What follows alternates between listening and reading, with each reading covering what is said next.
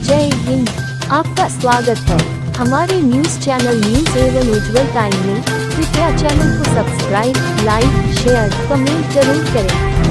कौन सा मुद्दा है, किस लिए कर रहे हैं? देखिए, सबसे पहले मेरा नाम सबूत श्रीवास्तव है। मैं राष्ट्रीय मानवाधिकार सुरक्षा परिषद का राष्ट्रीय प्रमुख हूँ और यह एक सामाजिक संस्था है। हम लोग क्या करते हैं, सामाजिक मुद्दों को उठाते रहते हैं समय समय पर। मेरे पास में पत्र के द्वारा एक सूचना प्राप्त हुई, इसमें मुझे जो हमारे विधि विशेषज्ञ हैं उन्होंने बताया कि ये एक राष्ट्रीय स्तर का मुद्दा है। आज तक इतना बड़ा जीएसटी चोरी का मुद्दा देश में नहीं आया। कानपुर में एक कंपनी है कोठारी प्रोडक्ट्स लिमिटेड करके, उसके जो मालिकान है उनका नाम दीपक कोठारी और विक्रम कोठारी है। इनका बंटवारा हो गया। दीपक कोठारी की जो कंपनी है कोठारी प्रोडक्ट्स लिमिटेड, इस पर 2002 में जीएसटी डिपार्टमेंट के द्वारा छापा मारा गया और इसमें करीब 19 करोड़ 37 लाख रुपए की टैक्स चोरी पकड़ी गई। इसी के साथ साथ इस टीम का जो नेतृत्व कर रहे थे श्री शशि शेखर जी, जो तत्कालीन सुप्रिंटेंडेंट थे, उन्होंने कोठारी प्रोडक्ट लिमिटेड के जो कर्मचारी राजेश शर्मा, उनके घर पर छापा मारा।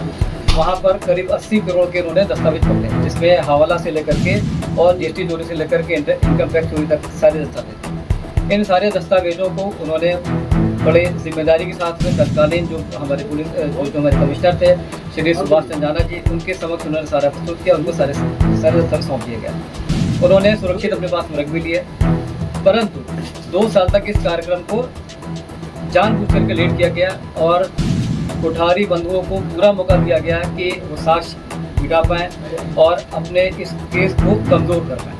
ये जानबूझ करके किया गया। जबकि अगर एक बार पेनाल्टी इम्पोज कर दी गई तो तत्काल सरकार को पेनाल्टी लगा करके उनसे टैक्स की वसूली करनी चाहिए थी। उन्होंने यहाँ पर लापरवाही करी। और सबसे बड़ी बात यह है कि जो टैक्स की चोरी हुई थी 19 करोड़ 37 लाख रुपए की, 2004 में श्री सुभाष चंदाना जी जो तत्कालीन कमिश्नर थे, उन्होंने उनको क्लीन चिट देते हुए इससे उनको बाइज्जत बरी कर दिया। जो 80 करोड़ रुपए के दस्तावेज राजेश शर्मा जी के घर से बरामद किए गए थे श्री शशि शेखर जी के द्वारा, उनको बिना किसी शर्त के वापस कर दिए गए। किसी प्रकार की टैक्स की कोई वसूली नहीं हुई।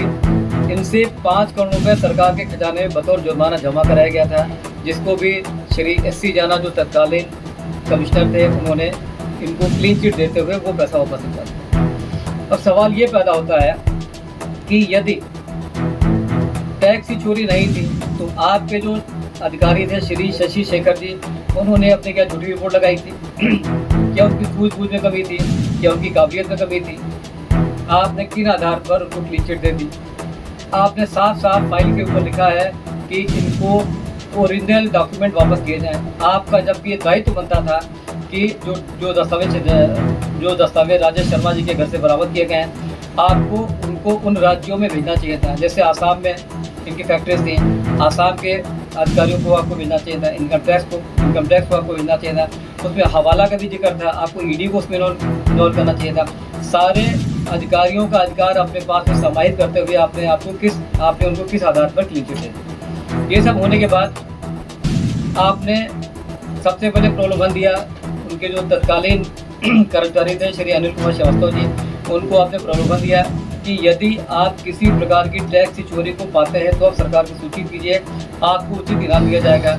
अनिल कुमार श्रीवास्तव ने क्या करा, अपने जान जोखिम में डाल करके आपको प्रॉपर डॉक्यूमेंट आपको उपलब्ध कराएं, आपको बताया कहाँ पर क्या दस्तावेज रखे हुए हैं। उन्होंने कोठारी बंधुओं के सारी आपको जो भी लीक पोल थी वो आपको सारी दी। इस तरह से देश के साथ गद्दारी करी जा रही है। आपने क्या करा, आपने उनको प्रलोभन दे करके आपने कोठारी बंधुओं को दुश्मन बना दिया। आज वो आदमी अपनी जान बचाना घूम रहा है। आपने किस आधार पर आपने उनको दस्तावेज वापस कर दिए? किन आधार पर आपने उनको बाइज्जत बरी कर दिया? ये प्रलोभन आपने दिया अनिल कुमार श्रीवास्तव जी को। जब उन्होंने देखा कि आपने उनको क्लीन चिट दे दी है तो उन्होंने क्या करा, इसकी शिकायत विजिलेंस में करी। 11 जनवरी 2016 को विजिलेंस के तत्कालीन एडीजी श्री विकास कुमार जी ने उनको अपने कार्यालय में बुलाया, पत्र के माध्यम से। मुझे माने नहीं, पत्र के माध्यम से उन्होंने अपने कार्यालय बुलाया। लखनऊ में उनका कार्यालय है एडीजी साहब का। उन्होंने सारे दस्तावेज देखे। उन्होंने कहा ये तो बहुत गलत बात है, इसमें हमारे विभाग के कुछ अधिकारियों की इसमें जो इन्वॉल्वमेंट है और उनको तत्काल प्रभाव से निलंबित किया जाएगा। हम लोग इसमें सख्त कार्रवाई करेंगे। आपने सारे दस्तावेज अपने पास बैठा के उनको आश्वासन दिया। आप 2 साल तक उनको ऐसे डरते रहे, अंततः उसमें कुछ नहीं। इसका मतलब पैसा भाग चल गया। हमारा तो ये सीधा क्वेश्चन ये है कि जब सीधे राजस्व की वसूली दिख रही है तो किस आधार पर जीएसटी और विजिलेंस के अधिकारी कोठारी बंधुओं को क्लीन चिट दिए पड़े हुए हैं? हम तो कह रहे हैं इसकी आप सीबीआई जांच कराओ, आप इसको ईडी को दो, आप इसको इनकम टैक्स डिपार्टमेंट को दो, आप सारे विभाग मिलकर जांच कर ले। हम तो कह रहे हैं इसकी आप सीबीआई जांच करो। मैं सीबीआई जांच की मांग की सीबीआई की जांच की मांग करता हूँ मैं। ठीक। कुछ ऐसे आपके पास प्रूफ हैं जो आप दिखा सकते हैं जी कागज? बिल्कुल, देखिए ये दस छिपाता है, ये देखिए। आप भी पत्रकार बंधु हैं, कोई भी मैगजीन, कोई भी अखबार, कोई भी चैनल किसी झूठी बात को, झूठे मुकदमे को नहीं दिखा सकता। इन्होंने सारे प्रूफ इसमें छापे हुए हैं, मेरे पास भी हैं। आप बोलेंगे मैं आपको भी फोटोकॉपी दूंगा। देखिए इसमें सारे इसमें दस्तावेज में छपे हुए हैं। इनकी और कई सारी कंपनी थी जिनके दस्तावेज है जो बरामद हुए थे, इसमें सारी फोटो से छपी हुई है। आप कहेंगे तो मैं इसकी आपको फोटोकॉपी दे दूँगा। मेरे पास जितने आरोप मैं लगा रहा हूँ, इन सारे आरोपों की मेरे पास में पूरे तथ्य हैं। अभी आपको मैं एक डीजी विजिलेंस में ये लेटर भेजा सारे प्रमाणों के साथ। ये देखिए इसमें इतने मोटे से प्रमाण लगे हुए हैं, एक एक कागज़ में लगा हुआ है। ये लेटर वहाँ जाता है डीजी ऑफिस में।